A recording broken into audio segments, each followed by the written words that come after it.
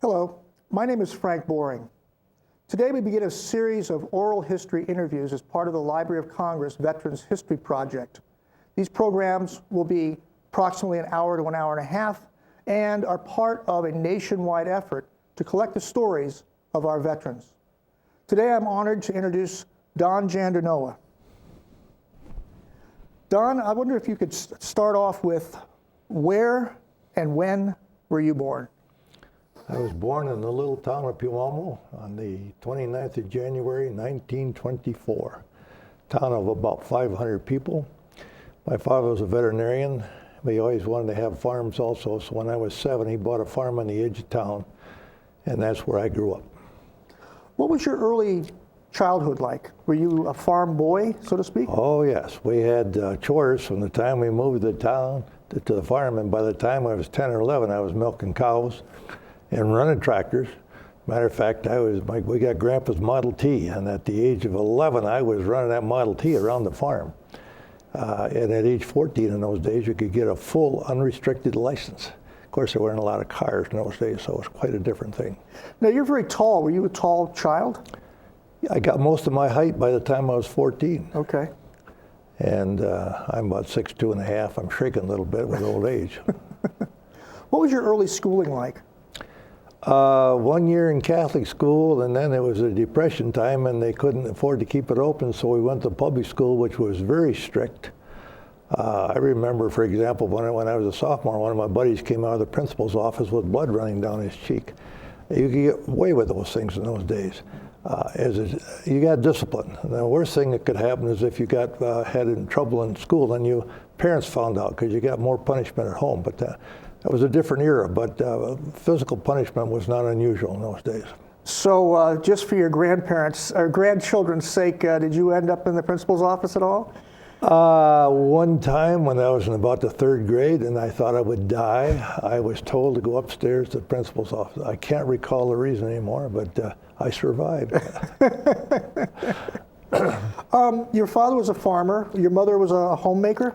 Yes, my mother came from Holland at the age of 20. She spoke English so well that most people didn't know that she was an immigrant.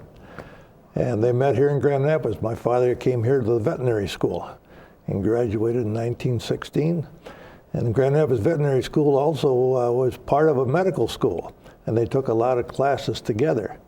My father always said that being a veterinarian was tougher than being a doctor because the animals can't tell you where it hurts. Your father and your mother brought up a household of how many kids? 6, 2 daughters, then me, and then my sister Harriet, and then my brother Bill, and then my youngest brother Dick. And 5 of us are still alive, all 70 to 88, and all in good health, although we've fought cancer, we've fought heart disease, one's had a kidney removed, but by the grace of God, lost a brother at 46 from cancer, and that was very unfortunate, but that was 25 years ago. Yeah. What was farm life like during the Depression? It was tough, but you didn't know it. We were poor. Nobody told us, so we had a good time. We had 6 horses when we first moved on the farm, and one big old Fordson tractor with steel wheels. And then gradually we got a better tractor, and we got down to 4 horses, and then we got down to 2 horses. And then in 1940, my dad traded the last team of horses in for another tractor. And the word spread around the community that Doc Jandernoa, the veterinarian, he'd gone daft, because you can't farm without horses. But that was the way it was in those days. And if you had 80 acres, that was considered to be a pretty good-sized farm. We had everything. 7 milk cows, we had a few beef cattle, we had sheep, horses, 450 chicks every spring, and a couple hundred hogs. And so we never suffered for lack of food. We also had 2 big gardens. I don't feel about those so fondly because I was the oldest boy. I had to do most of the hoeing, but I survived. You know, it didn't hurt me. Did your parents or did your home have a radio? Yes, it had a radio, and it was an Atwater Kent, and it went like this. You know, there's some of them still around. It was a very popular model, and we'd crowd around that sometimes in the evening because you didn't have any television, you know. And as a matter of fact, we had a radio out in the barn, and on December 7th, I was milking cows. It was Sunday evening. And all of a sudden, I heard the Japs that attacked Pearl Harbor. And I don't know where the milk went, but I ran into the house and I said, "Turn on the radio, war!" Oh, wow. And of course, I wanted to go to war, but my dad had other ideas. Let's backtrack just a little bit. The reason why I got into the radio part of it, were you aware at your age of the rumblings of a war that were going on in Germany and Japan? Primarily because we had an outstanding superintendent of our schools who also taught geography, not geography, but he taught civics and history. And he delighted in talking about current events. And so we watched as Germany, I started the school in 37, and we watched as Germany were building up its armed forces. And I remember it was 1938, I believe, when Neville Chamberlain went over and signed documents with Hitler. And we had that paper in school, and it said at the top, "Peace in our time." And it showed Chamberlain getting off the plane with his papers, and he thought he had peace. Well, within 6 months, Hitler just moved on, you know. Yeah. It's a very famous picture. I know which one you're talking about. The reason why I asked that is I'm trying to get at the heart of the reason why you would eventually want to join. So you actually had some knowledge of what was going on. Did you had, even at that age, any kind of opinion? Did you think this is wrong or this is? We thought Hitler was very wrong. We were very anti-Hitler.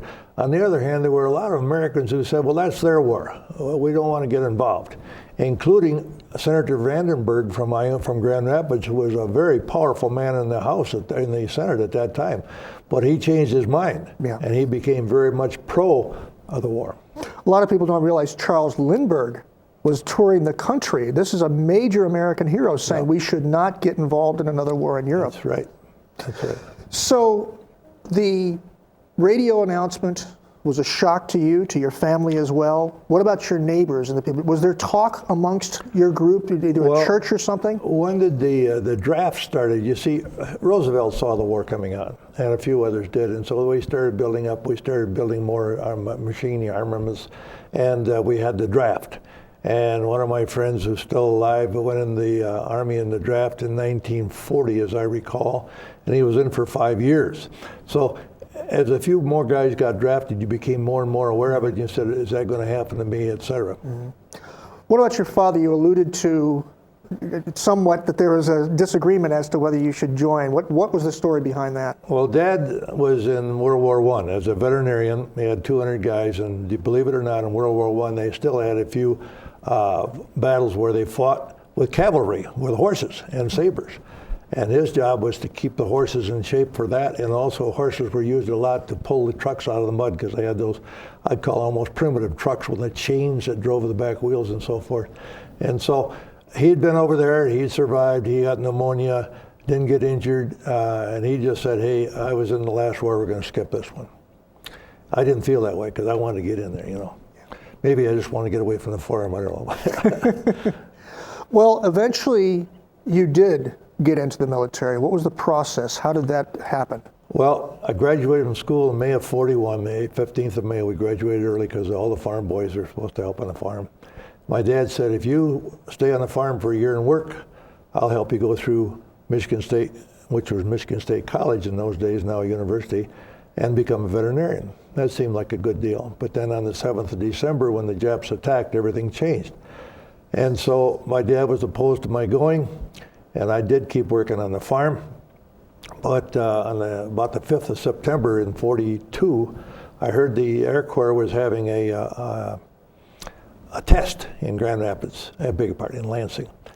And it was in the afternoon, as I remember, it started at 1:30 or something like that. Anyway, I hitchhiked. Now, Dad probably thought I was on one of the farms.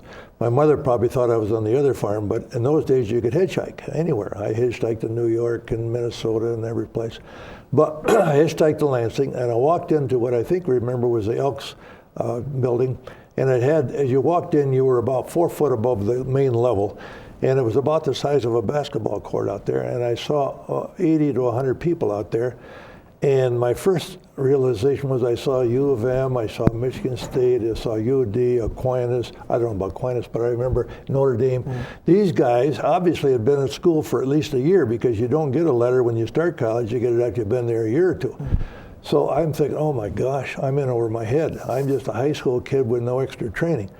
And I paused, and I thought, nobody knows I'm here. I didn't pre-register. My mother doesn't know I'm here. My dad doesn't know I'm here. I can turn around, and nobody will ever know, except me and God. And by the grace of God, I went in and took a test. Test took a couple hours. I think the only reason I did well, I used to read. I read an awful lot. And we got good education, but not a broad education. I was short, for example, in calculus. I never had that. And so anyway, when everybody had their test and they're calling people, and about half of the guys had left, and I went up to their table and I said, "Sir, I've got to milk the cows. Can I leave?" He said, "Your name?" I told him. He looks over here. "Oh, hey, you got a good score. You stick around." So out of 83, only 11 passed. Wow. Think of the odds. Yeah. No. Then they started giving us physicals. And out of the 11, you had to have perfect eyesight, 20/20. So out of the 11, only 4 passed. And one had to come back for a recheck on eyesight. One guy had a bad cold. One guy had an hearing problem. And I was the only guy that could go right then. And the guy said, "Sign right here." I said, "I can't." He said, "You want to go in the Aircorps, don't you?" I said, "Yeah." "Well, sign." I said, "I can't. My dad will kill me." And I meant that because in those days, you weren't an adult until you were 21. And I'm only 18 now.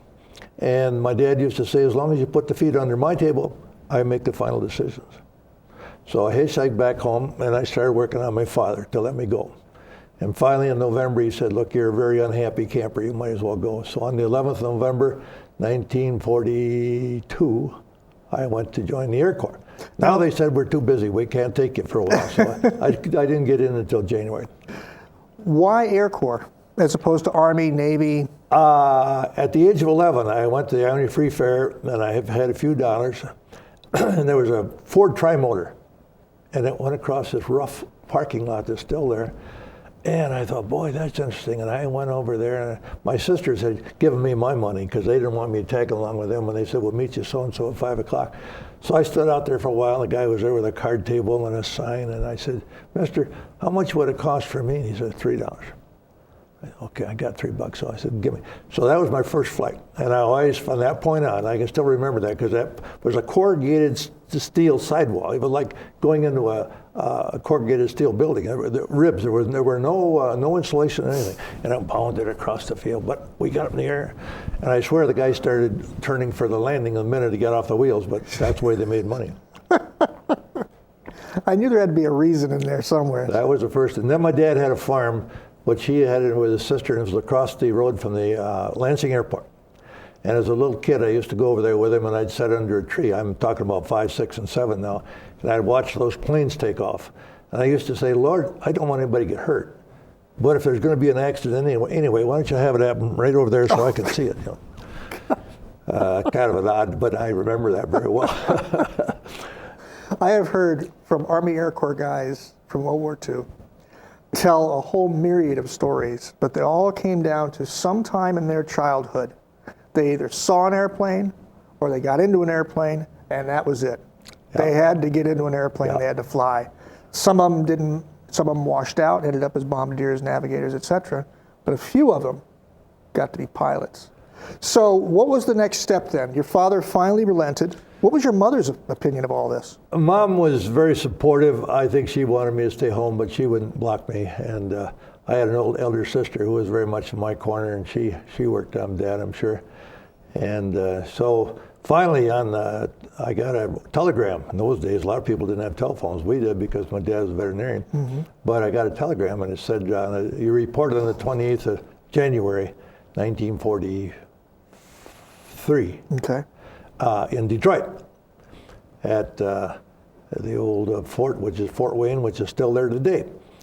And so for the first time in our life, my dad and my mother and the 6 children went out to a restaurant. First time. You didn't do those things in those days because you didn't have the money. And we went to Chicken in the Rough, which was a block east of the Grand River, actually, the river on Michigan Avenue in Lansing. and on the northwest corner. And what you got a basket with chicken and French fries and no utensils. We thought that was fantastic, you know. Then I got on the bus, went to Detroit, got on a train, coal-fired. Took us 56 hours to go from Detroit to Miami Beach. Everybody had white shirts, didn't have green shirts or blue shirts those days, and you were told to bring one set of underwear, that's all. So we got down there and we didn't get our regular uniforms for 11 days. You ought to see what a white shirt looks like after you've been washed out 11 nights. Anyway, they put us up in a hotel, which was a dream, you know, because I expected we were going to be intense. But during the service, the Army, the Armed Forces took over a lot of civilian things. So they took over some of the nice hotels. Ours was a 3-story hotel.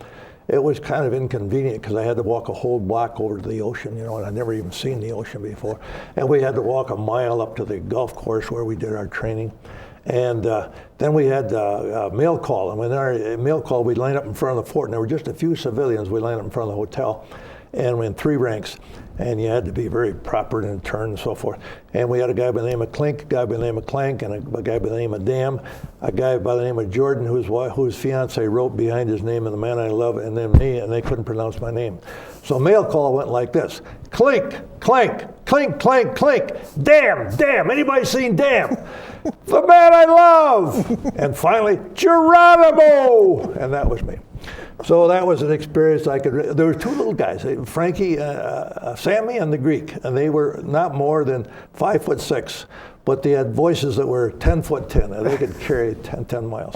Great experience, good discipline, a lot of effort, sweat like mad, but just a great start. Let's back up just a little bit to your arrival at the hotel. You're with a group of people from where? Where are these guys from? All of these were from Michigan, I believe. At that okay. time. Yep. All right. This is a new experience to you, though. What was your first impressions of Army life, so to speak? Well, I loved it because of this one. You know, I loved to run. We did a lot of running, a lot of exercise. The guy that led the exercise was the football coach at Yale. I can't remember his name, but he was a rather stout guy, and he was only about 5'8", but they had an elevated bench, or not bench, but a stand out there, and he'd get up on about 8 foot, and he'd have several hundred guys out here. Okay, we're all gonna do push-ups, and we start push-ups. And I'd look out the corner of my eye, he did 1, and then he'd stop, and he'd do 2, 3, you know, you gotta do 50 push-ups. Then you had to do sit-ups and so forth. It was great, because we were young, strong, we were selected, we had to be in good health, and they pushed us hard, and we enjoyed it. You know, you like a challenge. Mostly when you think of boot camp, you think of barracks, you think of a big parade ground, but you're saying this was different for you. You were in a hotel environment. Yeah. You were training on a golf course. Yeah. I've only met one other veteran that went through an experience like that. Well, you see, you got to be pretty darn lucky. I have a dear friend, and he was with me here about a month ago, and he still tells everybody, I was in a tent, the water was running right through the tent, and I'm down here in Louisiana in a Smuggy, and he's in that dear hotel. But what about chow? What about chow? Chow was good. Chow was so good in some places that if we were in town, we'd go back to the camp to eat, and then go back in town if we had. On the other hand, in Nashville, Tennessee, the chow was so bad that we would go through the line and dump it out. This was because we weren't assigned. All we had to do was pick up cigarettes because we were waiting for assignment. And we'd go buy our food at the PX. I think I found a reason for that. I didn't have the guts to say anything at the time, but I watched as a guy took a 100-pound bag of sugar and put it in the back of a private car. I got a hunch there might have been a little bit of hanky-panky going on there. Sugar was scarce. So how long was basic training in the hotel and the golf course in that area? That lasted for 2 months. Okay. And then we got shifted to a college training detachment. In other words, they had so many people in the funnel, we'll call it, that they decided to put us in college for 20 weeks. And 20 weeks was to equal a year of college. We had 16 classes. I went to North Carolina State. And the only thing that nearly bothered me was calculus. I could do everything else.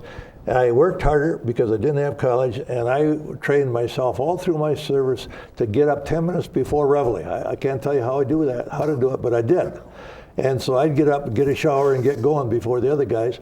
And I studied hard, and I got only 10 weeks because at the end of 10 weeks they shipped us out. But that counted as a year of college. Great experience. Well, during this period of time, basic and then as you went into this college, were you aware of what was going on in the outside world? Were you getting newspaper reports, radio, anything like that? Very much so. Okay. Very much so. We lived in the college dorms, 4 to a room, which that's all right. They usually would be 2 to a room. And we had good food and excellent teachers.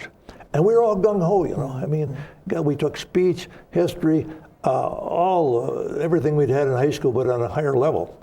And those grades counted for a half a year of college. Mm-hmm. Was there an elimination process during this period? Because I know later on there's a washout process. Next, you go to Nashville, Tennessee. And now you go through the physicals again, and you go through other tests, and all of a sudden they say, sorry, buddy, but you'll make a good navigator, which was, you know, everybody wanted to be a pilot. Or, sorry, buddy, we just got too many. You're going to be a bombardier. Those actually happened. So you were there, and then you were sent on, and from there we went to Montgomery, Alabama for another, I think that was 2 months in the summertime, very warm, very muggy. Run 7 miles. And I loved that because I'm a good long distance runner. We had 204 guys. I could beat 200 every time. I could beat 201 sometimes. There was one little guy, probably only 5'8", I call him a little, and I couldn't beat him. I'm still mad at him. But that was great because you sweat like a hog, and then we had so much salt. You come back in after that, and you empty your pockets and walk in the shower with your clothes on, and rinse them out and hang them up, and put them out on the line. Put another fatigue suit on and go to class. That was classes mostly. And so that was a great experience. And you talk about parade grounds. It was the 4th of July that year, and the general said, we're going to have a parade. And it rained, and it rained, and it rained. And he put us out on the field where they found all these rooms, I don't know, but sweeping water off of a field. And we finally had our parade. And of course, there are other generals there and so forth. And there were I'd say there were several thousand guys. I can't tell the exact number. And I still remember, you had to stand at complete attention, and you weren't supposed to move a whisker. And a guy falls over. And that guy with it goes, and you wouldn't dare pick him up. People would come up from the rear and carry him out. That was discipline. Just fainting because of the heat. Yeah. Well, the other thing is they lock their knees. You don't when you're standing, never lock your knees. You got to have a little give there. All right. You moved from a small farm. Grand Rapids, of course, was not nearly the size that it is today, to Alabama. Remember now, I started from a town of 500. Right. But just in terms of perspective, you were from a very, very small town. You're in this area. Now you're in the South. Did you notice any difference about being in the South as opposed to being where you grew up? Yeah, I got on this bus, and I think it was a spur of the moment deal, and there was nobody up front. There were at least 4, as my memory was, there were 5 blacks in the rear of the bus. So I decided, heck, I'm going to try this system. So I go to the back and sit down. And the bus driver says, hey, young man, officer, sir, you in a uniform, come up here. I said, yeah, I'm comfortable where I am. No, he said, you got to sit up here. I says, look, I'm sitting here. He said, I won't move the bus until you come up here. So the people around me said, sir, he means it. When you go up there, we got to get home. That was my first experience because there were no blacks where I grew up. I had not seen blacks, except when I come to Grand Rapids, and they're very, very rare even then. Were there other experiences in the South? Not necessarily with blacks or whites or anything like that, but just in terms of the culture is different, it's that they talk differently. Yeah, but we found that charming, you know. They have a different language, you might all say, but they had the USO dances, you know, and you get acquainted with the girls, and that was part of the fun of it. And of course, if you were in the Aircorps, why, that was real good. And later on, when you got your wings, oh man, that meant a lot to a girl. Yeah. How was it? I want to marry a man who has the silver wings or something with a song like that, you know. So once you completed your training there in the South, where did you go from there? Then I went to Georgia, and I got got basic training on a PT-17, which is an open cockpit 2-wing plane. great plane. It was so good that they said if you get into trouble, get your hands off, it'll fly itself, and it did. Then from there we went to BT-13, which is more like a fighter plane that had sliding glass like this, and you were enclosed, and it'd go about 250 miles an hour, which was a big step up. And then from there, I hoped to get on the fighter planes. Everybody wanted to be a fighter pilot. Couldn't, they said, you're too tall. You got to go. So they sent me to a twin engine plane flying at, not Tuskegee, Moody Field, Georgia. And that field is still open today, by the way. Mm-hmm. And then when I graduated from there, I was in class 44C, which means ABC, that'd be March. Then I got 10 days to come home, started around on my lieutenant bars. Well, let's for the family's sake, and I know you're a very modest man, but this is the opportunity, okay? You come home in your uniform to the farm. Yeah. Your mom and dad, your siblings there. Oh, come on, Don, what was that like? Oh, picture in the paper, and the first guy that had, in that area that had ever become a pilot, and this is big time. And I called some of my old girlfriends and had a date here and had a date there. As a matter of fact, one of them was a nurse at St. Mary's, and I came over to see her. I took her out to old Ramona Park. They still had a, what do you call it? A roller coaster? Roller coaster there. And I think they still had the steamer on Reed's Lake there that you get out for a ride somewhere. But then I went back, and now they sent me back to Montgomery Field for training in B-24, which is a 4-engine plane. And now, this is where you got into the more serious. I mean, if you couldn't handle that plane, then you get weeded out. But that was successful. While I was there, they finally took a bunch of us and they flew us up to Topeka, Kansas. And they said, why don't you look at this B-29, which is far bigger. And that's the one that dropped the atomic bomb, and that was the main plane for bombing Japan during the war. And they said, you can fly this as a co-pilot, or you can go back and fly your B-24s. So I said, I want to be a pilot. I want to be in charge.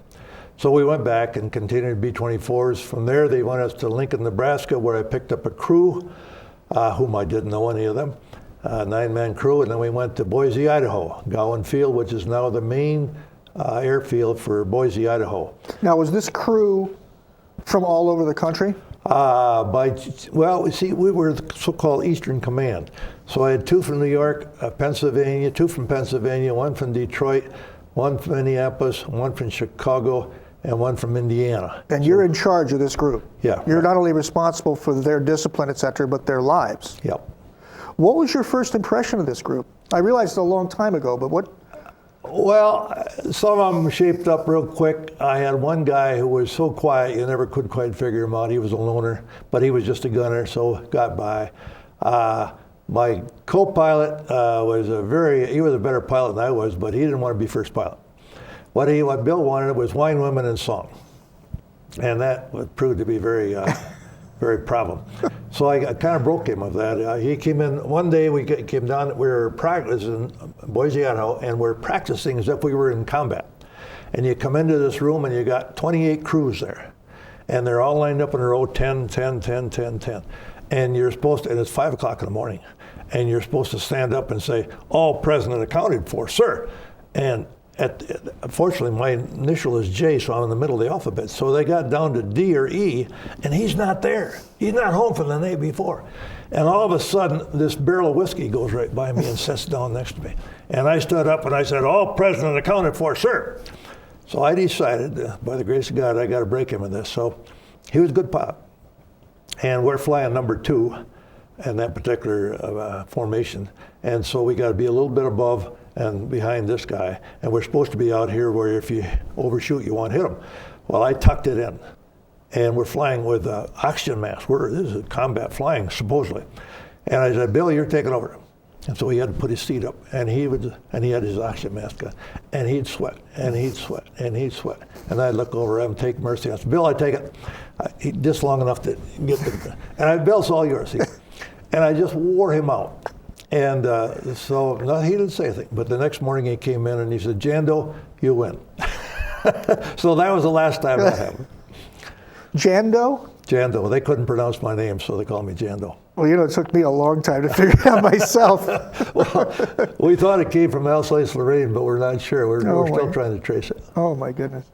Any time during this period of time, you could have washed out, right? Yeah, at this point, yeah, I didn't realize it, but there were some pilots that washed out. I've got a friend who, he said he's a co-pilot, and he's very close to me, and he was in our group. And he said, I lost 2 first pilots that washed out, which rather surprised me because you thought by the time we got that far. Yeah. But that happens. So at this point in time, how aware of the war are you? Do you know if you're going to Japan? Do you know if you're going to Europe? I think inherently I wanted to go to Europe, rather. Japan, first of all, I didn't know couldn't swim very well. Secondly, Japan is long distances. And Europe, you're more familiar with that because of your background and studies and whatever. So I was hoping to go to Europe.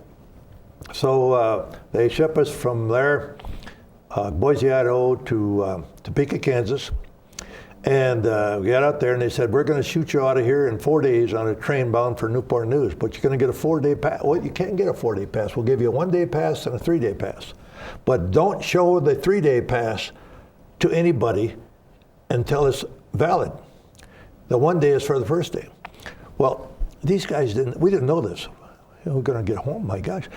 So the 2 guys got to go to New York, 2 to Pennsylvania, 1 to Detroit, 1 to Chicago, 1 to Minneapolis.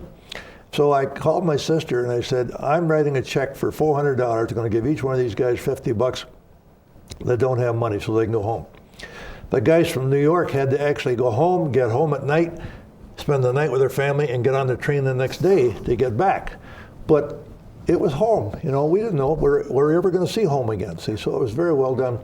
And it was a great experience, but I often wondered how they got by, because if the MP on the train says, I want to see your pass, and you show him a 1-day pass, where are you going, soldier? I'm going to New York. On a 1-day pass? Baloney. Something's wrong, okay. So from there we went to Newport News and then shipped over. I want you to comment on something you kind of ran right over. You said that you didn't know whether you're going to see home again. Well, I think in terms of your crew, they probably thought those thoughts as well, but you've got to be thinking about it even more so because you're in charge of this group. Was that something that you were aware of even at that young age? That's a responsibility of being an officer, and especially being a pilot. And I was lucky. I wouldn't say I was cocky, but I was sure. I had a great deal of confidence in myself. I had a great relationship with the Lord, and I just figured if I do everything they've taught me and use what God gave me, we're just going to work out all right. There were times in combat when I began to wonder whether he was trying us a little bit too much, but we did get back. I wanted that point made, that there was an awareness on your part that your responsibility to these men and the fact that it wasn't playing games. This was for real. Well, that ran up. If you were a leader, you know, so you're a ground officer. Let's say you're a colonel or general. The guys that really did the job, they bled almost when we bled. We were a team. Sure. And we bled. The guys in England got far more, they were there earlier than we were in Italy. See, we were down in southern Italy. And we'd read the Stars and Stripes. Stars and Stripes, like it was the U.S. Army knew. Stars and Stripes, everybody read that. Yeah. Bill Malden was always in there. Yeah. Ernie Pyle was always in there. I've got a few of those. I wish I'd have kept everyone. But you try to keep current. And you think, gosh, they got the hick shot out of them up there. These are our buddies. I wonder if there's anybody in that group that I went to school with, you know. That sort of thing. So you're now on the brink of going into actual combat. Where did you go from there? We went to southern Italy to Toronto. This is by boat. And going over, you go like this and go like that to avoid the sub. Zigzag. You know? And it was beautiful. We didn't have any storm or anything all the way over. And officers were allowed on deck, and you get up there on deck, and you weren't allowed to have any lights, and you could see the other boats over there. And you kept looking. I wonder if that's a periscope, you know, is that a submarine? And we got there. It took us 13 days, which is an awful long time. Had you ever been on a ship of that size before? No. Never been on a ship before. Did you get sick? No. By the grace of God, maybe that was because I rolled on the tractor. So we pulled into Toronto. Italy's like a boot, and Toronto's way down here in the arch. Mm-hmm. And it's Taranto, as I recall. And we were there. There's a half a dozen boats, as I remember, all side by side, we're talking back and forth, and we're there about 3 or 4 hours, and the word is, this is just a stopover. We're going to go on to India. We're going to be flying the hump. And all of a sudden, the word came, grab your bags and get off. Got off, walked about, I'd say, a quarter mile, got onto a train. This was a cattle car train. Open slots on the side between the wood and the straw in there to sleep on. Got in there, and about dark, I'd say we had them there more than a half hour, and I think we had 3 crews to a cattle car, the old 48 cars from World War I. And the train moved. And about 1 o'clock in the morning, I wake up, and there's an awful lot of unhappy people outside. And I can't, I didn't like some of that language. I didn't know what it was, but it was Italian. So I woke my friend Frank Badami, who was from right across, Lodi, New Jersey, right across from New York City. I said, Frank, you speak Italian. What's going on? He said, Don. He said, sir, somebody stole a signal lantern, and we ain't moving until they get it back. I said, oh gosh, put your shoes on, put your shoes on. So we jumped out and got to jump about that far down the ground. Go down to the first car, knock on it. Hey guys, somebody stole the signal lantern. If we get it back with no problems, we don't even care. But if we have to come in after it, nothing happened. Went to the second one, nothing happened. Went to the third, the door opened about 8 inches. Hand came out. I took this, hand went back in, the door closed, gave it to the signalman. If not, we might be there yet. This was at night? This is at night. This is 1:30, 2 o'clock in the morning. Okay. So where did you arrive at? Went to Bari, which was the headquarters for the 15th Air Force. That's a coastal city. Italy has a thorn over here on the side, and Bari's right there. Rome is way up here. We're directly across from Naples. Okay. And that was headquarters, and we were fill-in troops. We didn't have our own complement, so some went to this field, some went to whoever lost the most crews, that's where you went. And we went to the 454th, which was near Jandernoa. And first night, they didn't have any place for us to sleep, but they said, we got this is crazy. We haven't got any tents set up for you, but we'll put you in we got a new dining room. It's cafeteria. Cement's a little green, but it'll be all right. So we put several layers of blankets down and slept on green cement. We're all in our 18, 20, 22, and I never got up so stiff in my life with green cement. But the food was good there, except it was very limited. You had bread, always good bread. That was always good. Lots of canned pizzas and spam. Spam. Never got any fresh meat, never got any fresh milk. We survived. Yeah. Give us an idea of what this area was like. I mean, did you have barracks there? Was it a town? What was it? I mean, it was a town of tents. Okay. There was a big old farmhouse. Apparently, it's sort of like a southern plantation. This farmhouse was so big that you could get 200 men in the basement for briefing. Wow. And so that's where they have a big map on the wall and say, this is where we're going to bomb and this is your time. And then you get this confidential information and you say, you got to be here at this time, there at that time. And if you can't see it, then you go over to this alternate target and all that sort of thing. Well, let's walk me through the routine. What time do you get up? You go to the farmhouse, you get the briefing. Who's at the briefing? My memory is we had to be at the briefing by 5:30, but of course you're supposed to have a meal before that. And you could walk over there, or if you were late, you might even get a Jeep ride. And then you get out to your plane, check everything, get your parachutes. In fact, we got parachutes before we went to the plane.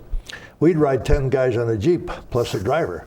Crazy, but I mean, you're hanging on, you're standing in front of the driver anywhere at all.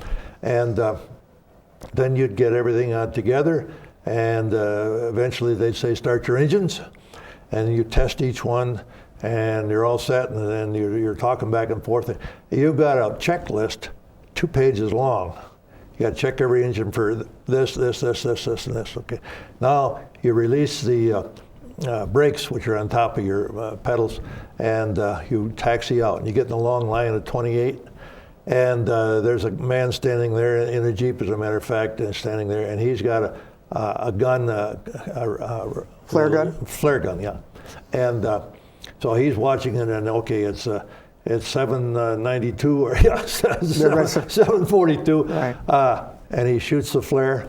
And the first guy takes off, and he waits so many seconds, and I think it was a full minute. Second guy takes off, and you got to circle and circle and circle until everybody catches up, because you want to fly in formation for pattern bombing, because you're not each one using your Norden bomb sight. You got 2 or 3, but you drop formation based on the first plane. And so you got to go round and round and round, and then you also want to be in formation because each plane had 10 guns. And if we got 28 ships in one group, that means we got 280 guns. Now, in that way, if you get attacked, you got a real chance. But if you're all alone, a fighter has much more maneuverability, and your chances are not so good. What was your first flight like? Oh gosh, they couldn't find me. And this guy shakes me. We were in a new tent. It was the 5th of December. We'd been there since the 26th of November. And it was a brand new tent. And they didn't know where I was, and I was right close to headquarters. And this guy shakes me. Now, on the first flight, you don't fly with your crew. You fly with an experienced crew, see? So I'm the only guy. Shakes me up. Lieutenant, you got to be down there. You got 20 minutes. It's court-martial offense. Grab your clothes. I'm putting my clothes on in the Jeep. And we get down there. Of course, I have no breakfast. And I get in the first briefing. Don't know the crew. I sat down next to Al Faxon, who was a veteran of a pilot. And Al had gotten into, I didn't know this until many years later, Al had gotten into trouble. He got drunk and he stole the Jeep. Not a good thing for an officer. They actually put him in jail for a while, I understand. And so he was on the bad list. And so we got the worst plane that was there. And so everything is going fine. I'm sitting over near co-pilot seat. Now he's sitting in pilot seat. And he says, everything okay? Yep. Okay, let's go. And he releases the brakes and he falls over backwards. This was an old, take this metal here and form it. In other words, it wasn't a steel, it was formed, and it broke off in the front. And this was an old plane. And he's laying back like this. And the crew chief and the radio operator, and I think, well, maybe we won't fly. No, he called, pilot the ways, pilot the way. Yes, sir. You got any machine gun boxes, ammunition boxes? Yeah, how many? Oh, I got a half a dozen. Bring them up here. So they move his seat forward, put him in behind him, push back. He said, okay, let's go. Now, if we had gotten shot up, we had to help him get out because there's no way he could get out of there. Anyway, we took off, and we're flying tail end Charlie, the last place, the worst place, and we're going to Poland, the longest flight ever made. And so when you go that far, you worry about gas. And the last guy has the most amount of adjustment because the lead guy, he don't make any adjustment. This guy has to just make a little adjustment. This guy makes a little more adjustment. Then you got 7 more over here, you got 7 more over here, and 7 more down here. And the further you are back, jock it. So when we came off the target, 2 guys went to Russia because they said we don't have enough gas. We came. Was there an alternate target? There was, well, we went to Russia for safety. Oh, Russia okay, was on our side. Okay, right. We're going to Auschwitz in Poland, which was within 3 miles of Auschwitz, the worst concentration camp where they killed millions. And we were told, I remember that yet, don't hit the camp. If you can't see your target, which is railroad yards, don't drop. Well, it was clear, so we could see. But after the war, a lot of people said it would have been well if we'd have bombed Auschwitz. We'd have killed people, but we would have saved a lot of lives because we could put those ovens out of commission, we'd have saved lives. History, don't know. Yeah. So you're tail end Charlie. This is your first flight, not with your crew. What was the experience? A lot of flak. And I have never been sick on an airplane, but would you believe, this is the only time. Most people wouldn't know this, but I always feel it's a sign of weakness, but not having had any breakfast, and we're going down the bomb run, and you got to keep it level. And I got to pitch my cookies, and I got my oxygen mask on. I take it off, and I got a steel helmet on, and I put this like this. And the only thing that would come up was green, And so I didn't wear that anymore after that. But anyway, Biley, he was very understanding, So that's the only time I ever got sick. And on my first mission, that I think, is this a sign of cowardice or what, But as I remember, not having had any breakfast, that might have had something to do with it. But I just laid that aside and put the oxygen mask back on. And when we got home, some planes just didn't make it back. They ran out of gas.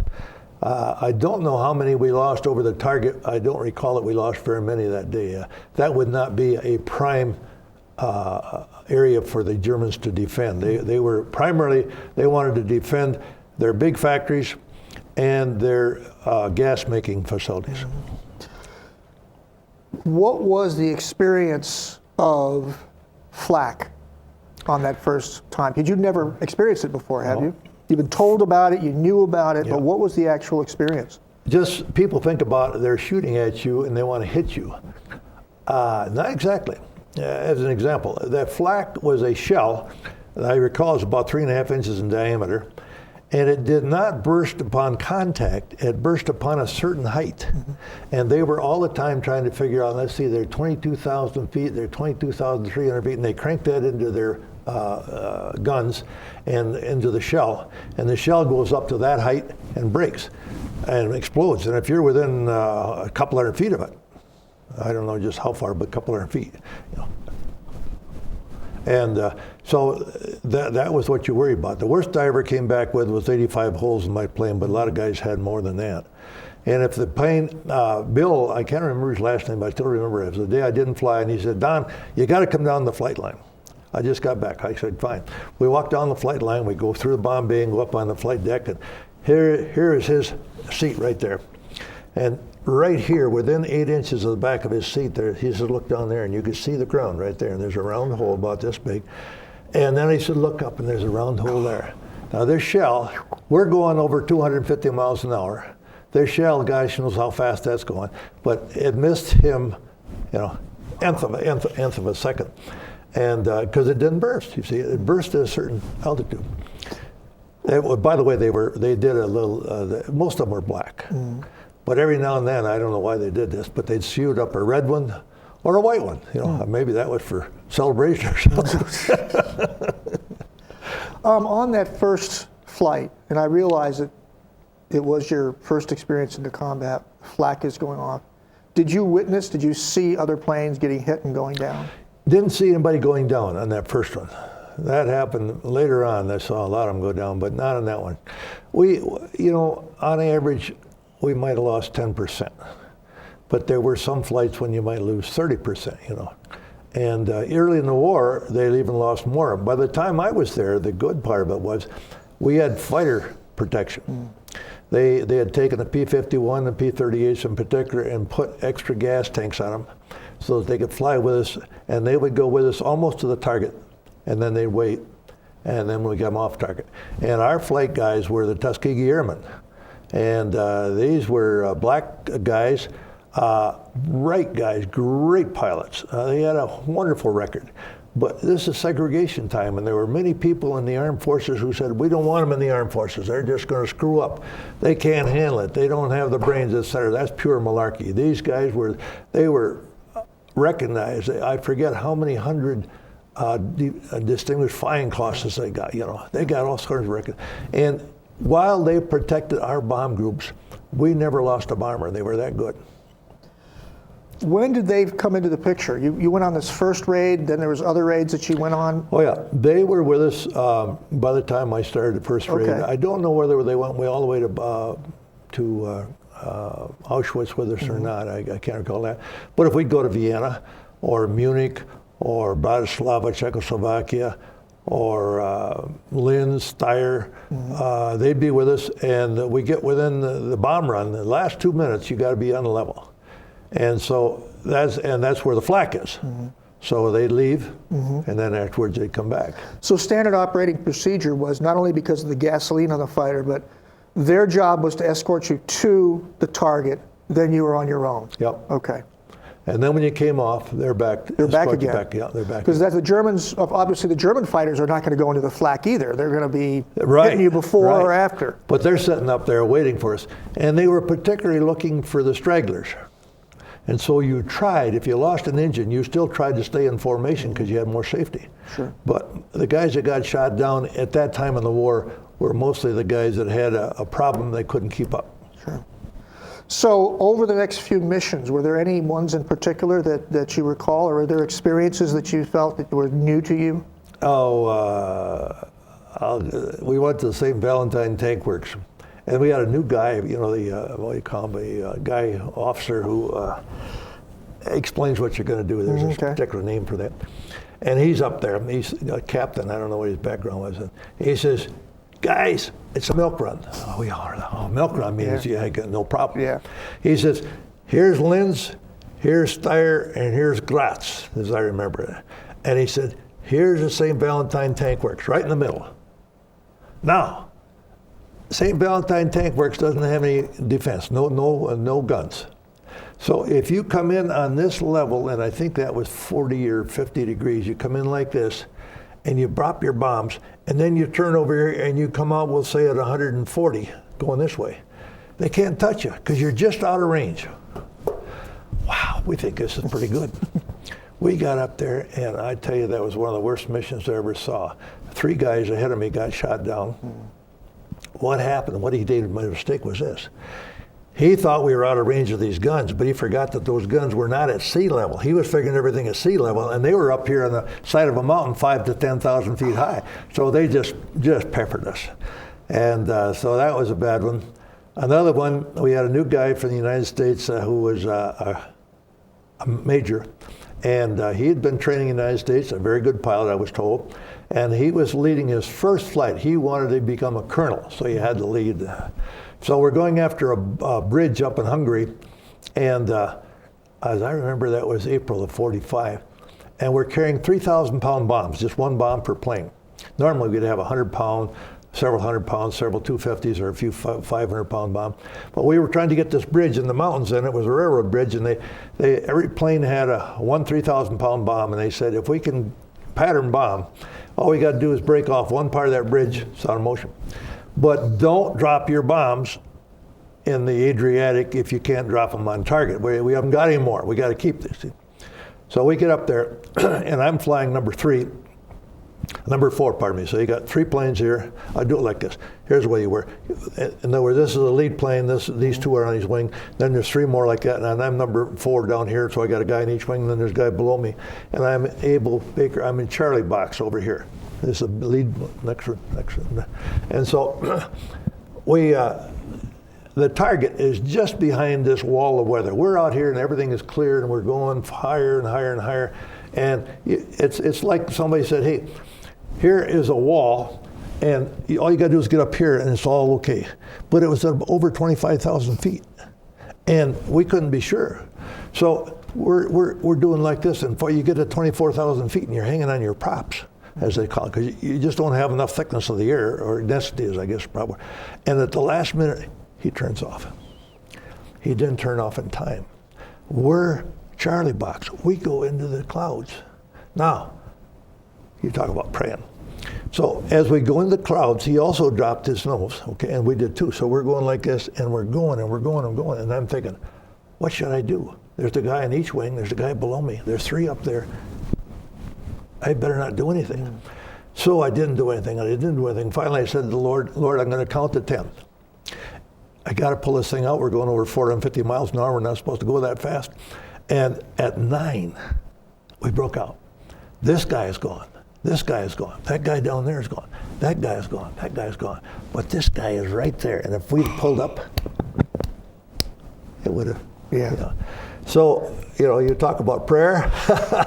And again, that's part of the training. You had to make decisions, and you never know when you had to know how to parachute, you had to know all this. You don't practice that, but you got to have it in your mind. Mm-hmm. Was there a sense of the training was so accurate, the training was so intense, and you had this definite focus that it almost became second nature, that there was things that you did that just were... It was, but there was also fear. And we have to admit, and it'll be in the annals, you see the Norden bomb site, that was a bombardier. And at that particular time, everything was connected to that, and he's controlling a plane. Mm-hmm. And he's the lead one. Okay, if he gets shot down, his right-hand man's got doing the same thing. So everybody's flying off of him, okay?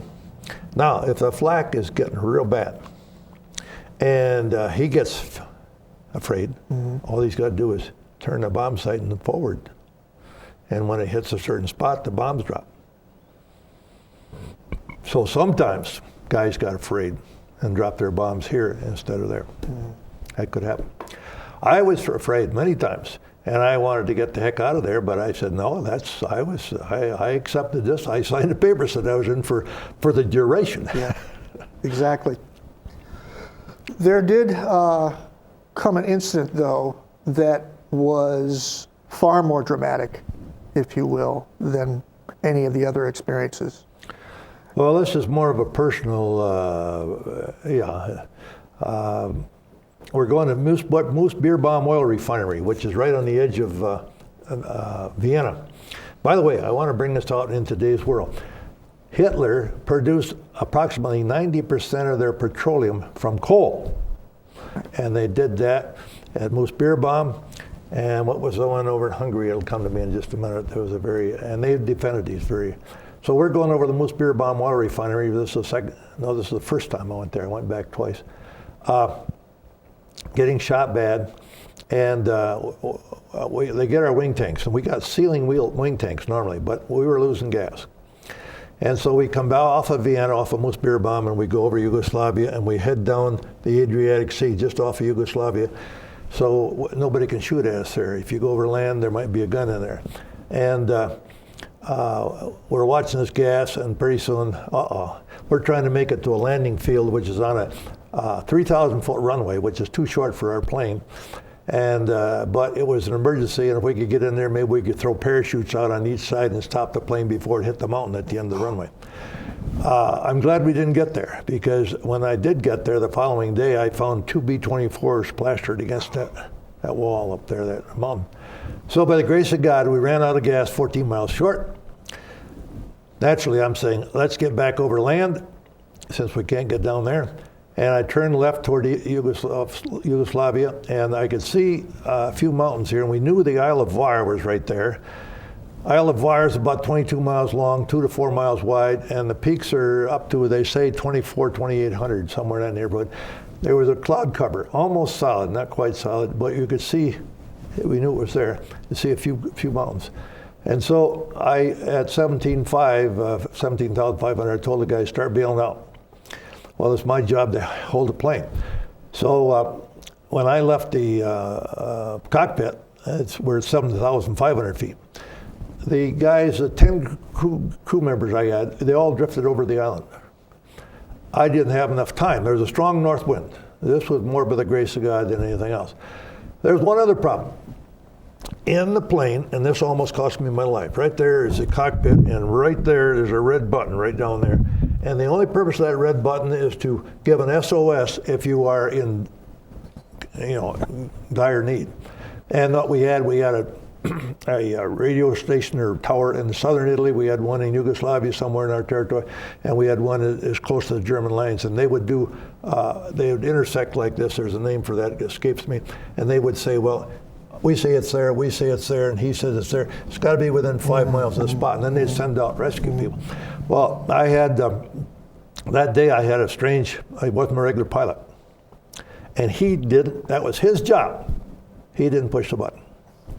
So nobody looked for us. But anyway, I bail out, and I can't make it to land, so I land in the water, get rid of my parachute, open the sea dive marker, which makes an area about 50 to 100 feet in circumference, or in diameter rather, which is yellow. So if you're flying, you look, there's something there.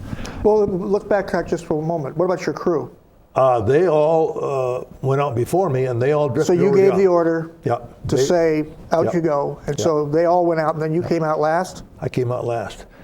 40 years later, when I joined my association, which I didn't even know existed, my name got listed in the magazine, and I got a phone call from a guy, and he said, I've been looking for you for over 40 years. I said, well, who? He says, I only flew with you one time. He said, you don't know me, but I was your substitute bombardier. And he says, I only flew you one time, and then you bailed out. And he said, I'm not only looking for you, but I'm looking for the nose gunner, because he says, I want to see if the implant on my boot is still where I put it, because he hesitated when he was supposed to bail out. So anyway, those guys fortunately all lit on land. One of them had an injured knee, the rest of them minor things. My navigator was a very religious guy, the only married man on the crew, and he hit his head when he was going through an apple tree, and he could remember this. He said, I was at attention on my back with my hands folded in prayer, and I'm looking up, and he says, there's this parachute up here, and he says it's waving in the wind, and I don't know if I'm in heaven or on, on earth. Anyway, I lit in the water and got rid of my parachute, and then I said, I'm going to drown. I opened my Mae West. Mae West was what we call, this is a name for a life jacket. Yeah. And it came around your collar like this and around here, so it kept you back, so as to keep your mouth out of water. And if you swam, you had to go like this.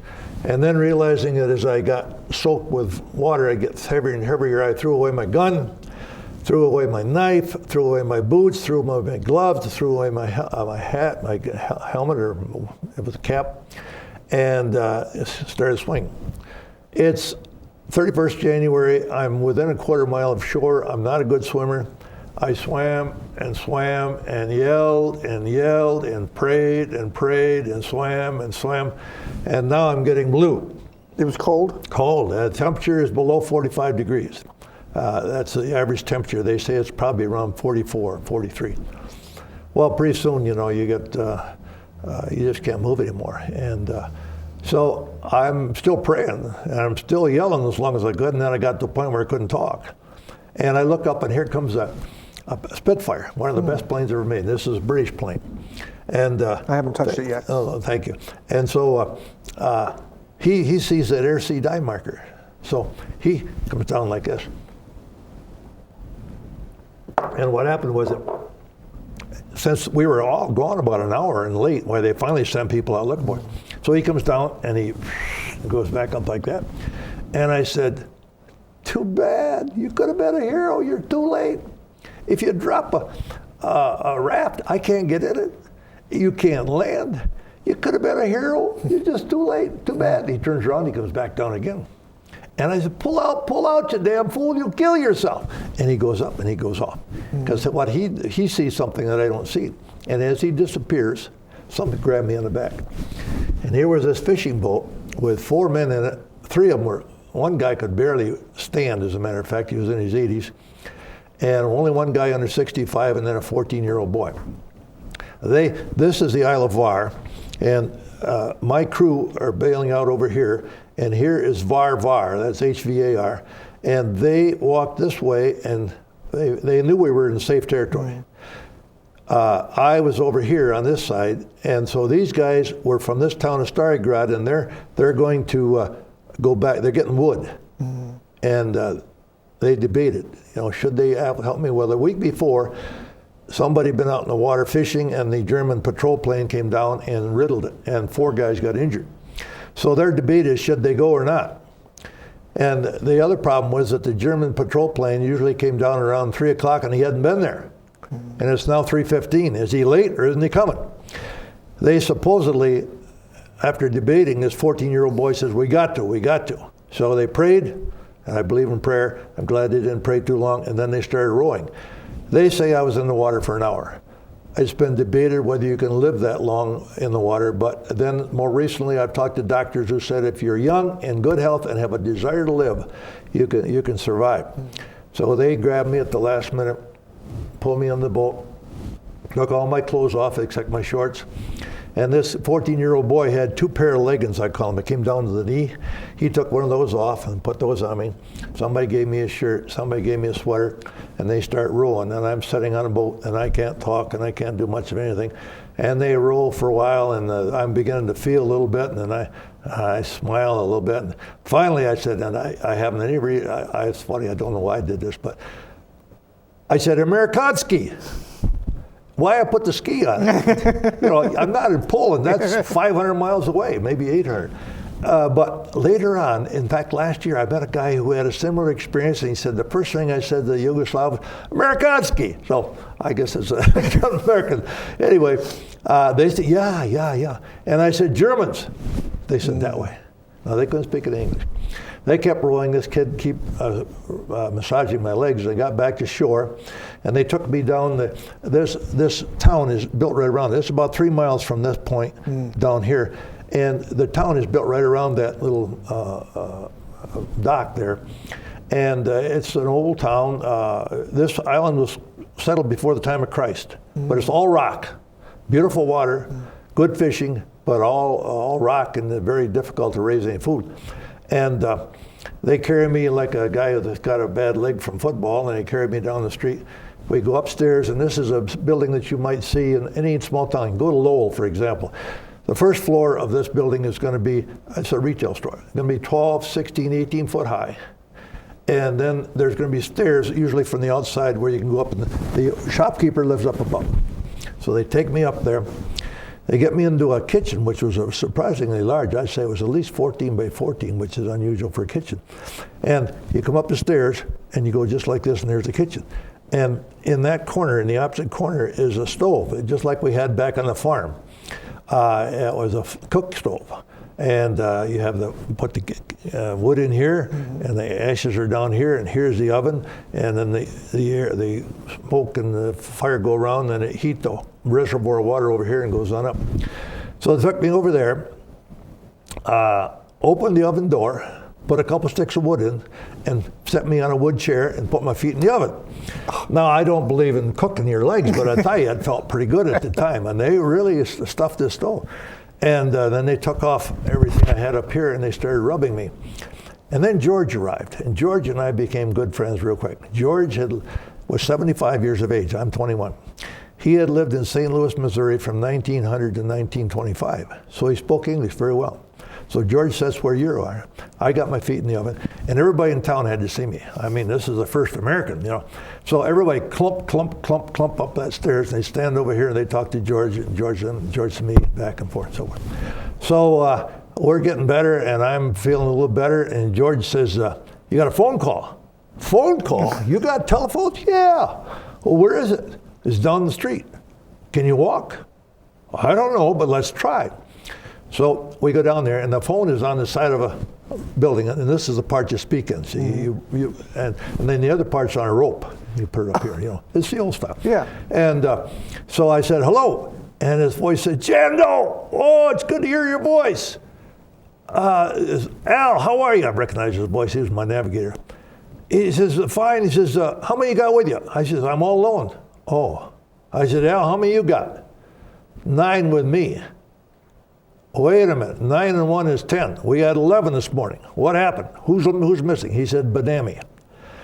Oh God, I said, that's too bad. How many parachutes did you count? He said, I counted 9 besides myself. I said, that's what I counted. Do you suppose his parachute didn't open? So he said, look, we got a Brit here, and he's got a stripped down American PT boat, and he's going to take us around in the morning, and going to come around and pick you up, and then we're going to go back around the island, and we're going to go down to Vis, where we wanted to be anyway, and then we'll fly back to Italy. And but he said, I guess all we can do is pray. He says, our guys are okay, banged up a little bit and so forth. And so I said, well, we got to pray. So now we go back upstairs. George keeps talking. I'm still sitting by the fire.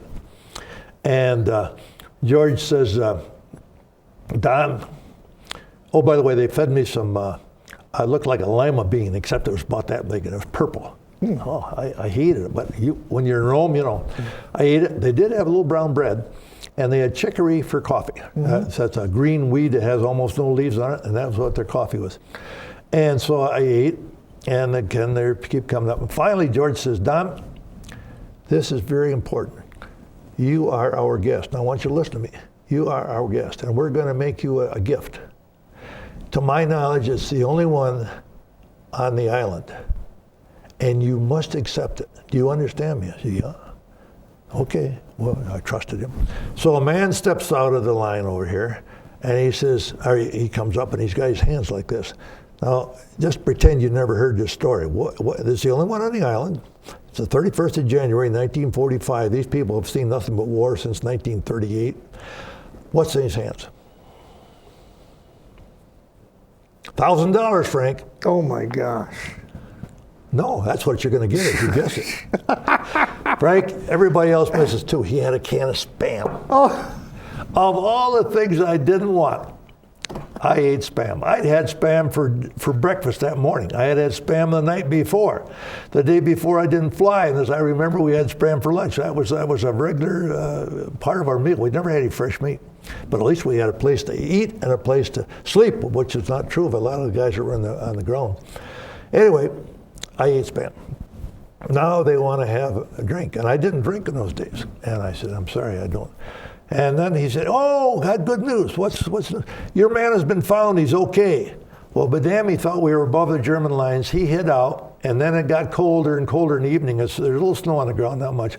And he got to thinking, he thought we were above the German lines. And then he got to thinking, earlier in the evening, I heard some of our guys laughing. So if they're laughing, it must be okay. So he walks into town, they call over and so on. And so George says, "Now you got to have a drink." I said, "Okay." So they gave us little glasses like this, and 6 or 8 men over here on the wall. And they line up, everybody, and they put this white lightning in there. And I had never drank before. I had had beer back on the farm as a kid, but I just decided in the service that was one thing I didn't need to do. And so now we have a toast. And we're going to toast the 3 leaders of the world. Now I asked the high school kids this, and I laugh at this, how few of them can figure it out. Depends. But we're gonna toast the leaders of the free world, because if I just say of the world, some of them will say Hitler. Well, we aren't going to toast Hitler for that. So we would say, "To Churchill, to Stalin, to Roosevelt." They'd leave, more guys come in. "Roosevelt, Stalin, Churchill." And it was funny. I would love to have had a picture of that. And I mean, we were really excited. I mean, we were boisterous. Sure. "To Churchill, to Roosevelt, to Stalin." And then finally I got to thinking, I'm the only American they've probably ever seen and may ever see. I can't be a fool, So I learned to sip this stuff instead of drinking it. Yeah. And finally I said to George, "I'm tired." And George says, "Okay." I don't think I really was tired. I think I was just trying to How many shots did you have? Gosh, I don't know. I felt real warm on the inside. I remember that part. I would imagine it was pear juice or something like that, And but it was, of course, it was powerful. Yeah. And so they put me in bed, and they put me in a tick mattress. And most people don't know what a tick mattress is, but you take 2 pieces of canvas, you stitch them together all the way around. You leave one side open, and you put a rope through that side, and you stuff it with straw, and you sleep on it. And when the straw all gets matted down, you throw that away and put more straw in there. And then they gave me a cover, and I swear it was that thick. I don't know, but it felt so good. Next morning, I had a breakfast. About 10 o'clock, the other guys came over there. I should have brought those along. I got pictures of us on the ship. Well, we'll get those pictures. We're waving to everybody, as we leave. And so they took us to this Brit, who I later got to be a good friend, and he came to America. We've been good friends until his death about 5 years ago. We went around the island, went down to Venice, got on the C-47, flew back to Italy, had to go through a check at the hospital, and 5 days later we were back over Germany. I figure the logic behind that was that let's get back over that before you lose your lose your cool. Did you have very many missions after that? That was mission number 5. From then on, I flew with my own crew. I felt more comfortable then, of course, because I knew the men. And I had a total of 23, so I had 18 more missions after that. Wow. We flew northern Italy, northern Yugoslavia, Bratislava, Czechoslovakia, Munich, Linz, as I remember, Steyr, St. Valentine's, Vienna, 3 times. Hungary that time that we couldn't drop the bomb that way that time. When we couldn't see that target, or the guy did like it, we had to carry that bomb home. And that was the difference. I mean, usually when you land, you're empty. You got no little gas left. Your bomb load is gone, and so you know how to land it, because that's where you've been landing this plane all along. But if you got that heavy bomb load in there, and you come in, and I thought, boy, I got to get this thing down low, and I almost greased it, as they say. I think I was within 2 feet of the runway when I pulled the throttle back, and just like that. I mean, it really hit hard. But it wasn't my fault. It was just that. And of course, those bombs, by the way, just for the record, when we took off, those bombs were not activated. And when we landed, they weren't activated. What you did, you had a little propeller in the front, and you had a wire that went through that so it couldn't turn. And as long as that wire was in there, if you crashed, and we had planes that crashed, that bomb would not burst unless it broke up on the ground. So you got ready to drop them, you had that wire out, but if you brought them back, you put the wire back in. But just the idea that it's back there is not the most comforting thought, Give me an idea of, and I'm not, I hope I'm not being callous here. You get up in the morning to go on another mission. You've got a crew of people that you're responsible for. You know you're going into danger. first mission, second mission. Finally, you have to bail out at one point. After that, you've still got many missions to go. Yeah.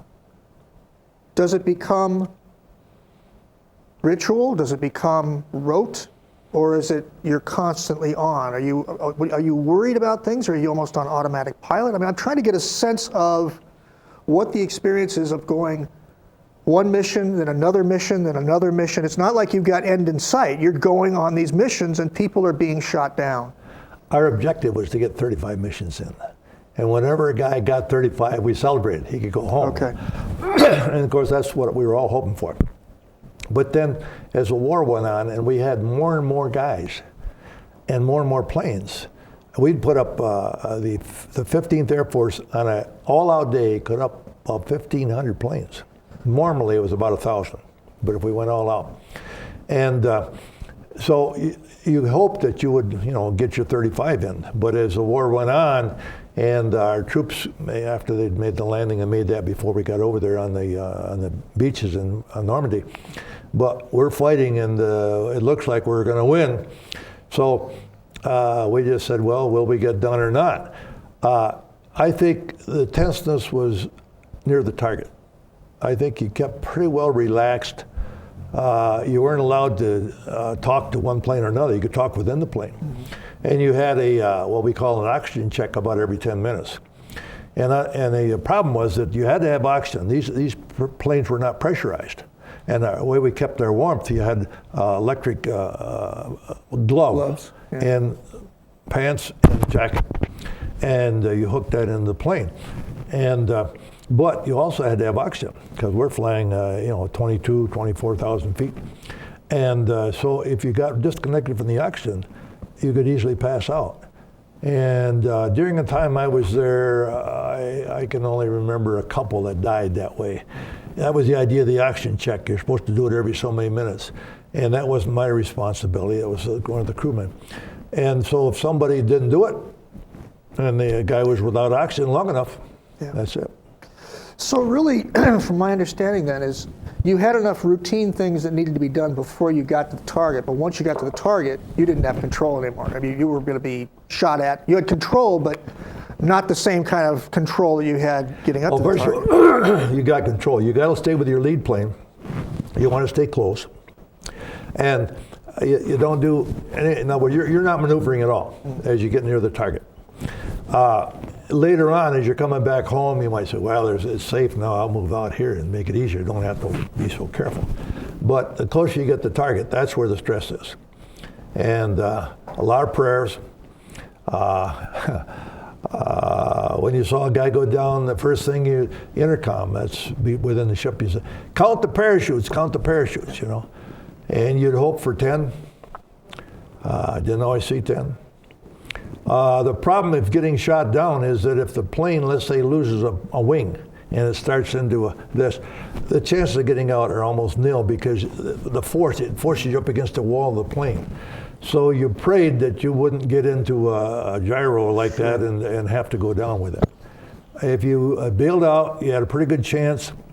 Talked to two guys, they bailed out. One broke his ankle, but he could still walk. And they come down from the mountain in Germany, and they get down the mountain and get a farmer, and the farmer follow me into town, and they get near the town, and here comes out a policeman. The policeman says, kneel down, and he puts his gun like this, and he pulls the trigger, and it goes click, click. He looks at it. Bang! And then the farmer says, nix, nix, and you're not supposed to kill an innocent, you may like, we're enemies, but he was a prisoner. So that's about as close as that was a guy that I knew, but I found this out long after the war. Wow. Your worst part when you bailed out was for fear that you'd get shot from the ground or sometimes by a fighter plane. And last fall, last fall we had our annual reunion. Only had about 150 guys there. This is of the bomb group, and I had them sign in as a testimonial to the Tuskegee Airmen and said, if you want a little message, I'd like to know your name, where you're from, what you remember, and your message. And One guy said, "Thanks for saving my life twice." One guy says, "Thanks for saving my life because they were going to shoot me. I was in a parachute coming down in Austria, and the German Messerschmitt was after me, and you chased him off." Messages like that, you know. I read every one of them. Oh, yeah, that's You gave me right. a copy. I forgot. I gave you a copy you of gave that. me a copy. It was very moving. Well, I wish I'd have thought of that. That should have been done 60 years ago. There's still this problem of racial, you know. When we got out of the war, we didn't know any blacks. These guys had saved our lives, but we weren't supposed to mingle with them. Yeah. Ridiculous. Yeah. Just to touch upon that, were you aware of, within your group, not just your crew, but the group of people that you were around, initially there was a shift that went from they didn't want the Tuskegee Airmen in there because they didn't think they were competent, to the point where they were being asked to be on missions. Were you aware of that? No. Okay. We were not aware of that. But it became apparent. We heard a little bit, but you know, they keep those things quiet. I only know of one guy who met Tuskegee Airmen before he went overseas, and he was in Montgomery, Alabama, and he said that he knew the chaplain real well. And the chaplain took him down there, and he met a few guys. And that's the only man in all my life. Then I know of another guy who met one overseas, probably in town. You know. But these guys their bases weren't near ours. They could be much closer up north because they didn't have to fly as far. They didn't have to get up when we did. We had to get formulated, and all they did is take off and follow. Sure.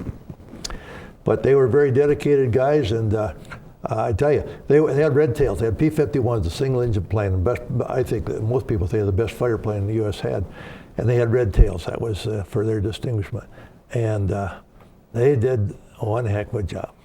Well, I think it's commendable that you've made an effort to not only contact them, but you're a member of the Tuskegee Association. Well, that came about, I've got to tell you about it. I met one of them about 6 years ago, and we became friends. He lives in Detroit. And I said, Dick, how many missions you make? He said, 18 and a half. What do you mean 18 and a half? Well, he said, I didn't get back from the last one. Oh. And I said, were you a prisoner of war? He said, yeah. He said, I remember waking up in this plowed field. I'd bailed out at low altitude. I was strafing in southern France. And I had a broken leg, and I'm laying in this muddy field that had been plowed, and that helped, they said. And so he says, they've healed my leg, and they put me in Stalag Luft, I forget what the number. I said, how many people were in that? He said, over 10,000. Airmen, almost all of them were airmen. How many of them were black? 7. Only 7. And I said, Dick, how did your American officers treat you in the prisoner of war camp? He didn't answer me right away. And then he said, well, let's put it this way. He said, the German guards treated us better than our own fellow officers. Now, you can almost cry at that, you know, because these guys were risking their lives just like we were. But as I got to know these people, and I went to a couple of their dinners down in Detroit, they are different. We in my group, both of them, we either charge no dues or $10 of dues for a year just to get bulletins. They charge $85 a year. And I said, what do you do with the money? He said, well, we have a program out at Detroit City Airport. We have 4 training planes. If a kid wants to learn to fly, we teach them to fly. We sponsor ROTC in Detroit high schools because our kids need discipline. They're talking about black kids, you know, we need discipline. And he said, then if they learn to fly and they like it and they want to go on to become a commercial pilot, we'll put them over to Western Michigan at their flying school over there. And by the way, last fall they just got 30 new planes. I had no idea that program was that large, but 30 new planes training at Western Michigan. So I said, Dick, how long have you been doing that? Oh, quite a while. He says, some guys have gone through the program, become commercial airline pilots, and retired. Really? Yeah, we started early 50s.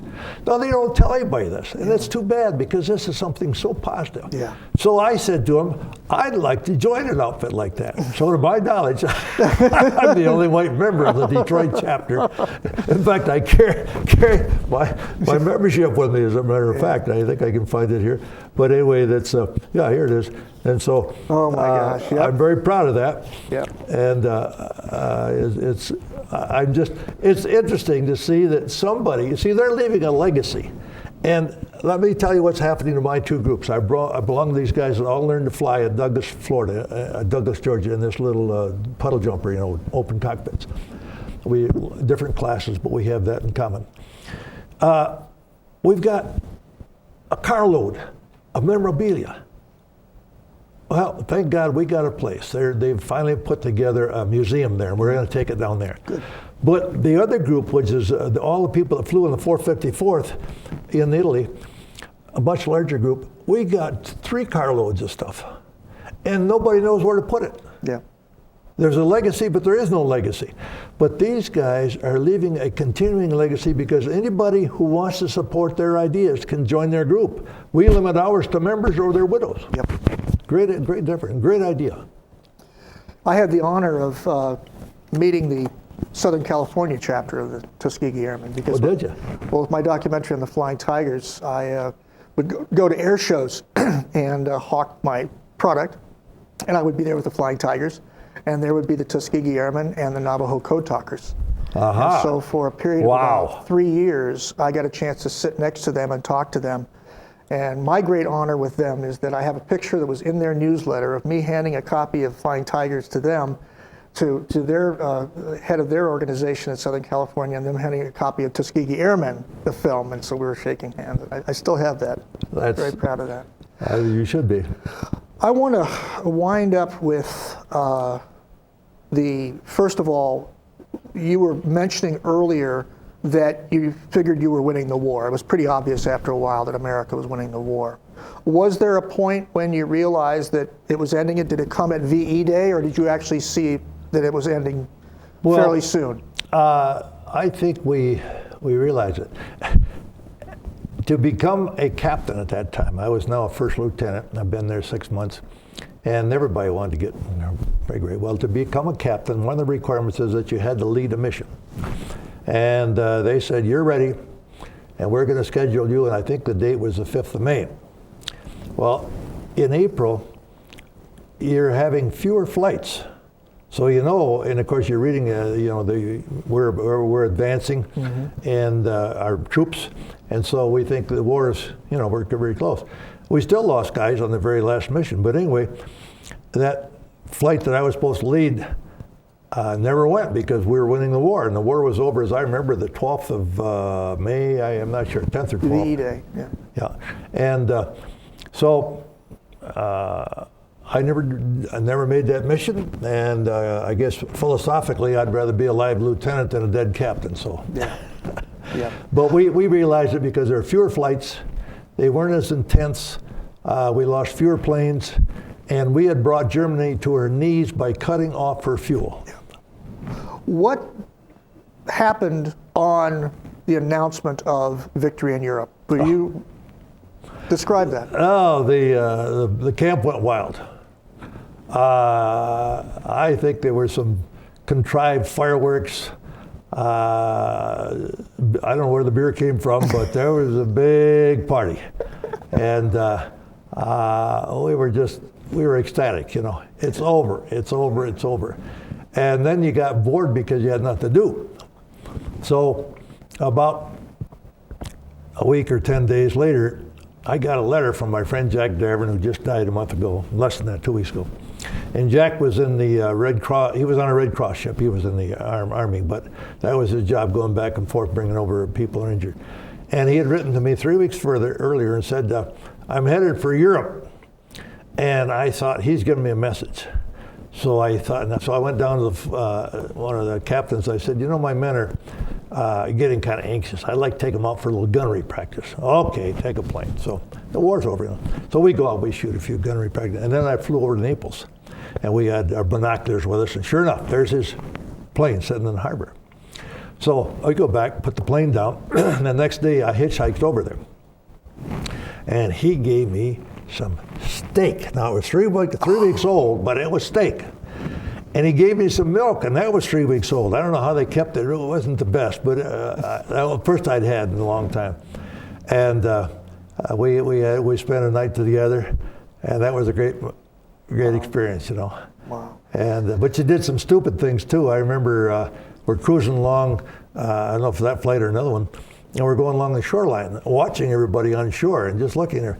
And you know, you're supposed to be flying the plane. It's awfully easy to get distracted. So I'm glad that nothing happened. I could easily, and some guys did. They got too low and bingo. So. Wow. Was there any talk about going to Japan?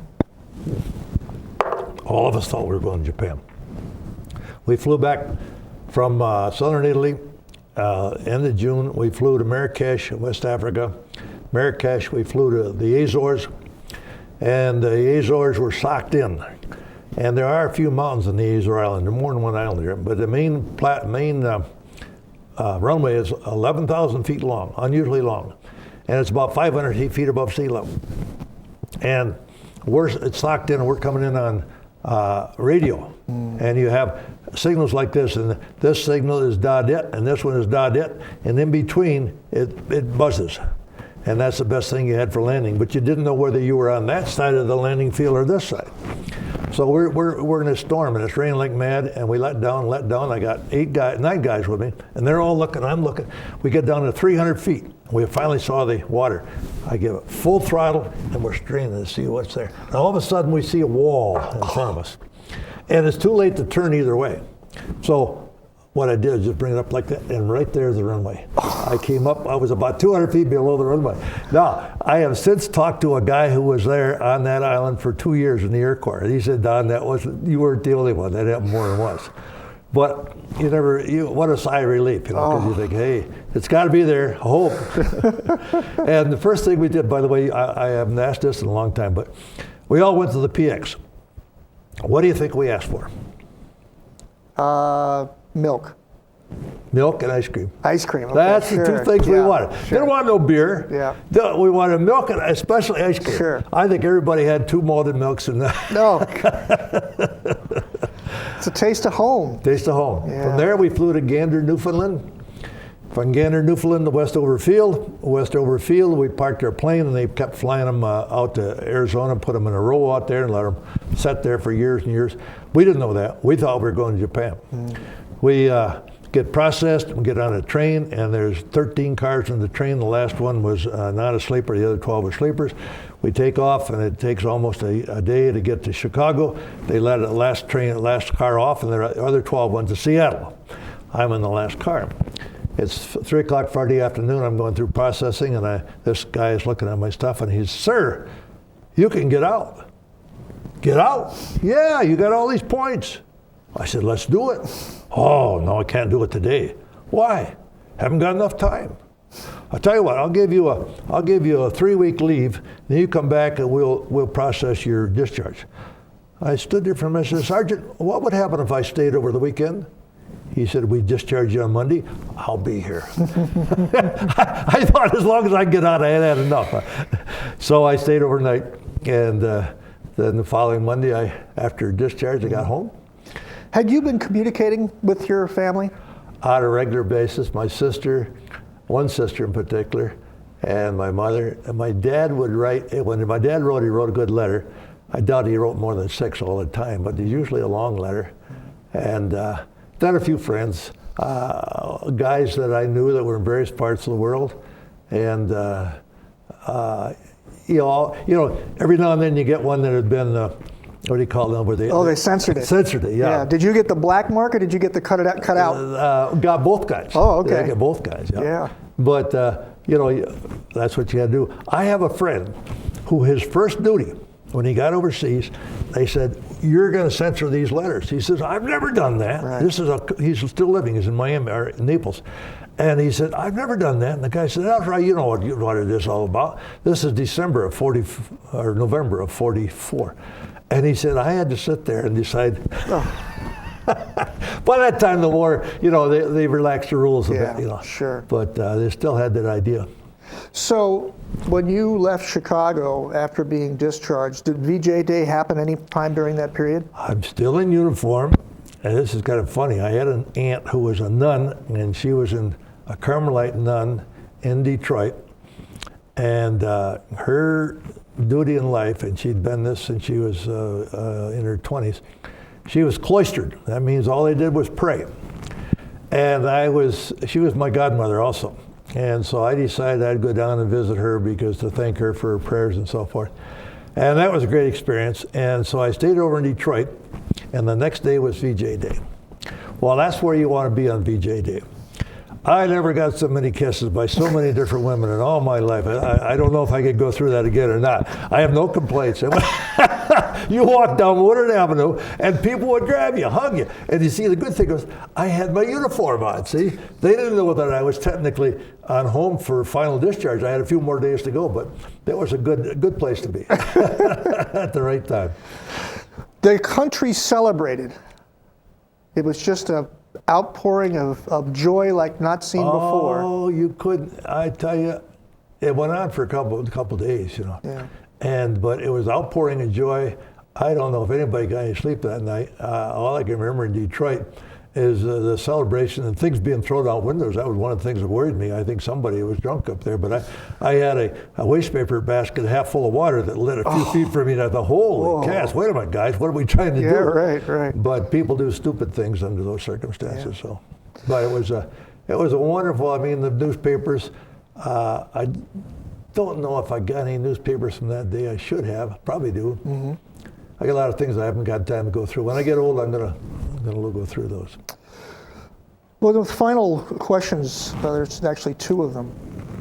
One is, with as much detail as you can, and keep in mind, I remind you that this is for your grandchildren who never met your parents, I would imagine. Grandchildren met my mother. Okay. What was the experience, and you can be as emotional as you want or not, but what was the experience of finally coming home safe, uninjured, in your uniform? You've done your duty for your country. You have a feeling of gratitude that you survived. You inquire again about the guys that didn't make it. The guys are missing in action. It's so good. And you take off your uniform and you put on civilian clothes. You take the car if you've got one, and we didn't have, my dad had one, or the pickup. And you go visit your friends, you know, and you stop at the local tavern and you talk to anybody. Everybody wants to talk to you. As I say, I didn't drink in those days. I learned that later on, and unfortunately, I never got a hold, took over. But visiting friends, and I got out in August. I could have gone to college that fall, but I thought, hey, I got to have a little time here. And so I hitchhiked Detroit and talked to the University of Detroit. I went over to Michigan State, hitchhiked over there and talked to the people over there. And then I thought, well, I'll wait until next semester. And then my dad wanted me to go deer hunting with him up north, and I'd never done that. And I went small game hunting and worked on the farm and just tried to, get back and relax and kind of put it out of your mind. But I remember the Blue Star Mothers and the Gold Star Mothers, this was it was almost this size, a little bit smaller than that. And as I remember, the Gold Stars I lost a son in service, and the Blue Star, I have a son in service. They put those in the windows. In the windows. Yeah. And some people had 2, 3, 4 of those in a window, And my mother was very active in the Blue Star Mothers. And they were a fraternity, you might say. They'd meet and they'd share stories. And my dad I wrote a letter one time about that experience of bailing out. And that got in the area paper. I didn't plan that. I'd written it a little better, I guess. But let me just get one more question in. Looking back on the experience that you had in the military, and I don't mean just combat, just the whole experience of being in the military, how did that affect the person that you are today? How did it influence the person you are today? The discipline, fortunately, I came from a disciplined family, but you got to remember, a lot of guys didn't. But I think we had more discipline in our schools, but I know we did in those days. And the guys that couldn't knuckle under, they did things to you that you wouldn't want done. I mean, they make you drill when you didn't want to drill. You might be dead tired. You still had to do things. You had to do push-ups, what have you, and so forth. And a few guys rebelled, and they got weeded out. But then you got to a point where now you're getting near to be an officer and a pilot. And if you couldn't if they didn't think you were good leadership material, but were a good pilot, they would call you a flight officer. That means you could fly the plane, but you wouldn't be the commander. Well, this one guy, a friend of mine, was a flight officer. And I thought, geez, I like him and so forth. I don't understand. Well, then we started in B-24s, and he and I went up one day with just the crew chief. We're practice flying. And we went out and we did instrument flying, what have you. We came back and we came on a heavy crosswind, and we're going 90 degrees, due east on this runway in a heavy crosswind. And as we got down, he's flying. And we got down the ground, we're in a crab like this. You had to in order to stay even, because if you go straight. And so he gets within 40 feet of the ground, and he panics, and he gives it full throttle, and he says, I can't land this darn thing.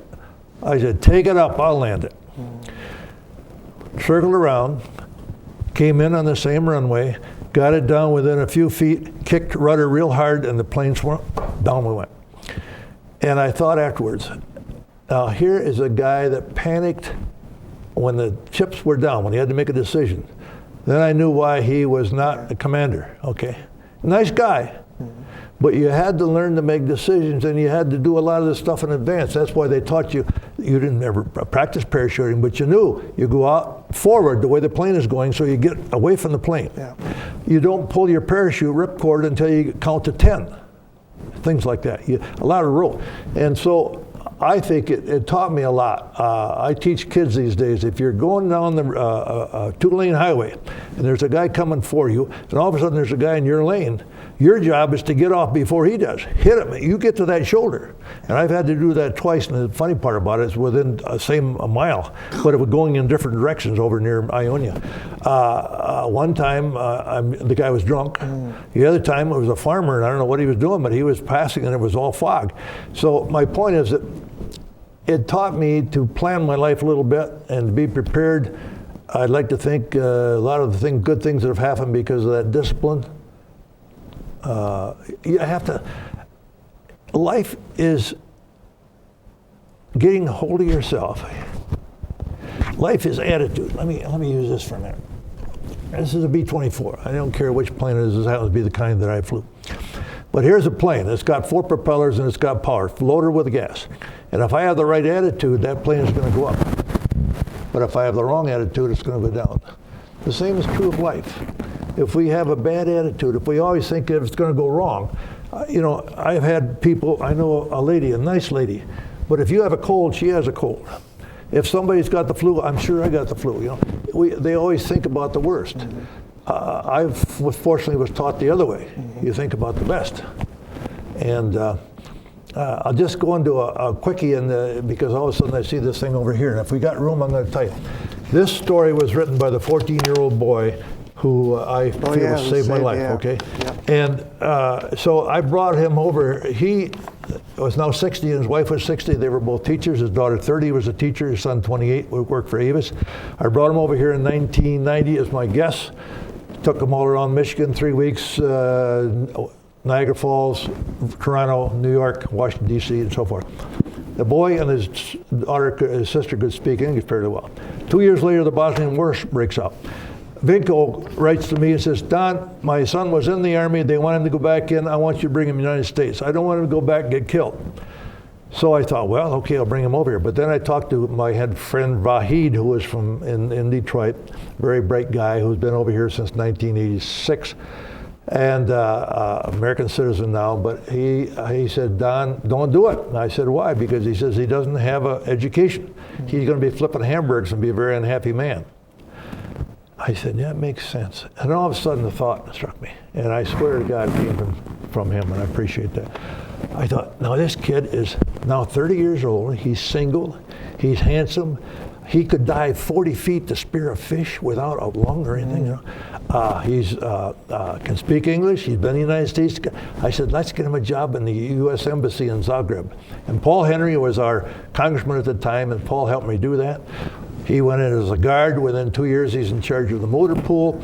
Within 5 years, he's in charge of not only the motor pool, but also the distribution of relief supplies. Wow. I talked to him in November. He's still doing that. This is 14 years. Well, I think that's a great place to stop. I really appreciate this, Don. I've been looking forward to this for a long time. I hope it wasn't too much of an ordeal. It was an ordeal for you. Thank you, sir. Thank you It's been very a pleasure. much. Okay, we wait until they